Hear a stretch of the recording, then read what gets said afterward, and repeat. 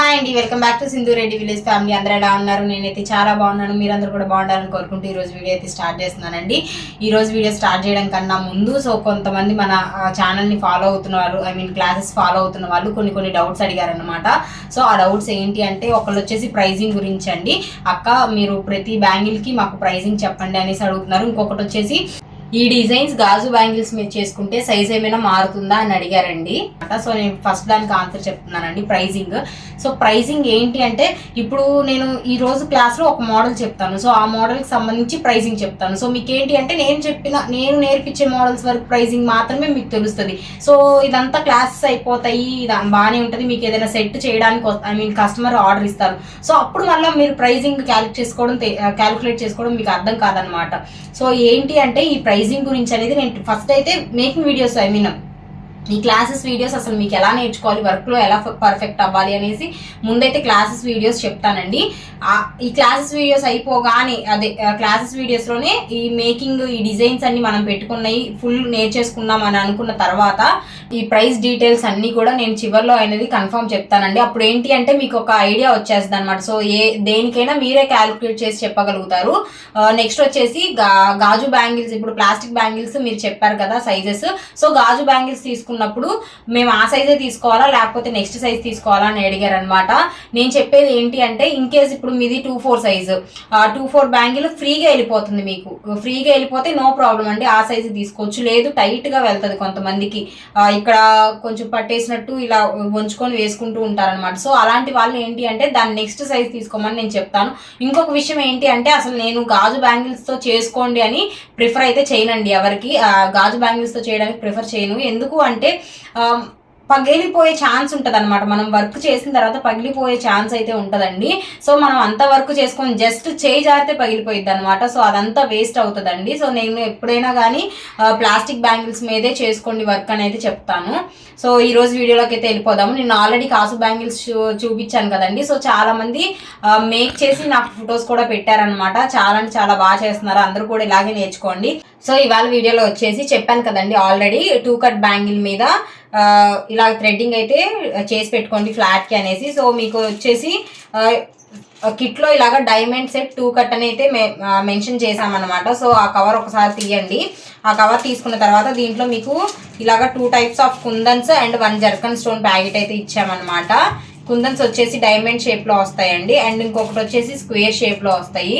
So ఇవి వచ్చేసి 30 grams, ఇవి వచ్చేసి 10 గ్రామ్స్ అనమాట. మీకు జర్కన్ స్టోన్స్ కూడా 10 గ్రామ్స్ ప్రొవైడ్ చేశాము. సో నెక్స్ట్ వచ్చేసి డిజైన్ చూపిస్తానండి. సో ఇప్పుడు నేను చెప్పే డిజైన్ కూడా మంచి ట్రెండింగ్లో ఉన్న డిజైన్ అనమాట. నేను బ్యాంగిల్ స్టార్ట్ చేసినప్పటి నుంచి కూడా చేస్తూ ఉన్న డిజైనేనండి. ఇది స్టార్ట్ చేసినప్పటి నుంచి కూడా ఈ డిజైన్ కూడా బాగా ఇప్పటికి కూడా చేయించుకున్నారనమాట. నిన్న కలెక్షన్లో కూడా చూపించాను కదా. సో అది కూడా ఈ డిజైనే అనమాట. చాలా అంటే చాలా బాగుంటుందండి. సో ఫస్ట్ వచ్చేసి మీరు diamond shape kundans and 4x4 తీసుకోండి. తీసుకున్న తర్వాత మీరు చెప్పాను కదా థ్రెడ్డింగ్, మీరు డైమండ్ షేప్ అయినా చేసుకోవచ్చు, స్క్వేర్ షేప్ కలర్ అయినా చేసుకోవచ్చు. ఈ రెండు కనుక మీ దగ్గర థ్రెడ్ లేకపోతే గోల్డ్ అయినా యూజ్ చేసుకోవచ్చు అండి, నో ప్రాబ్లం. సో ఫస్ట్ వచ్చేసి ఈ ఫ్యాబ్రిక్ గ్లూనే తీసుకోండి.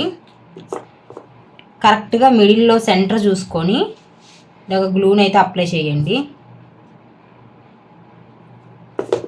దీని మీద స్క్వేర్ షేప్ని తీసుకొని ఇలాగ డైమండ్ షేప్లో పెట్టండి. నెక్స్ట్ వచ్చేసి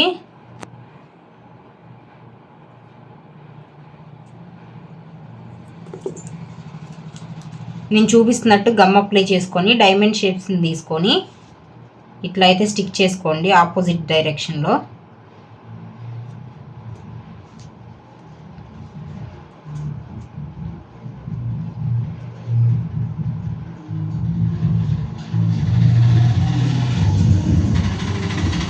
సో చూసారు కదండి, మళ్ళీ నెక్స్ట్ సేమ్ రిపీట్ చేసుకోవడమేనండి. సో గమ్ ఇలా అప్లై చేసుకోండి, స్క్వేర్ని ఇలాగ డైమండ్ షేప్లో పెట్టుకోవడమే. సో మీరు ఇలాగ, నేనంటే వీడియోకి చూపిస్తున్నాను కాబట్టి కొంచెం క్రాస్ వచ్చింది. సో మీరు ఇలా ఎదురుకి పెట్టుకొని చూసుకుంటూ చేయండి. క్రాస్ అనేది రానివ్వద్దు, ఫ్లవర్ కరెక్ట్గా స్ట్రైట్గా రావాలన్నమాట.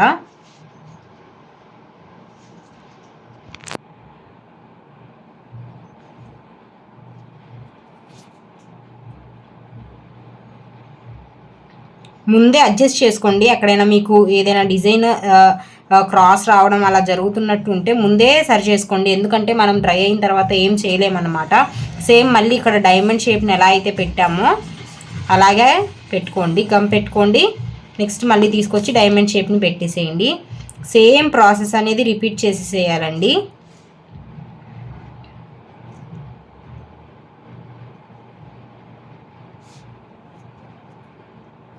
సో చూసారు కదా, మనకి ఈ ఫ్లవర్కి మధ్యలో కూడా గ్యాప్ ఎక్కువైతే రాదండి.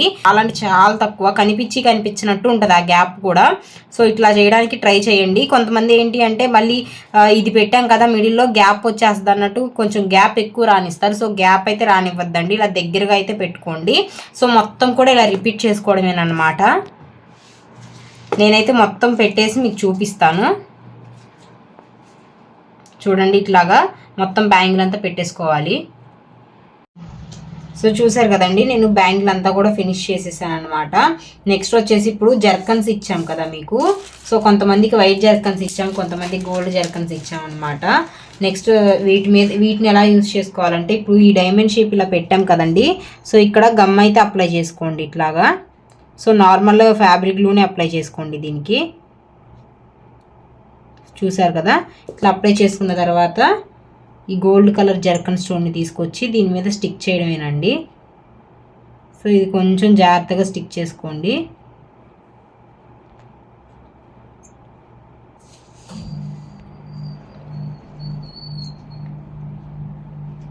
సో చూడండి, ఇట్లాగా కరెక్ట్గా రెండిటి మధ్యలో ఉండాలన్నమాట.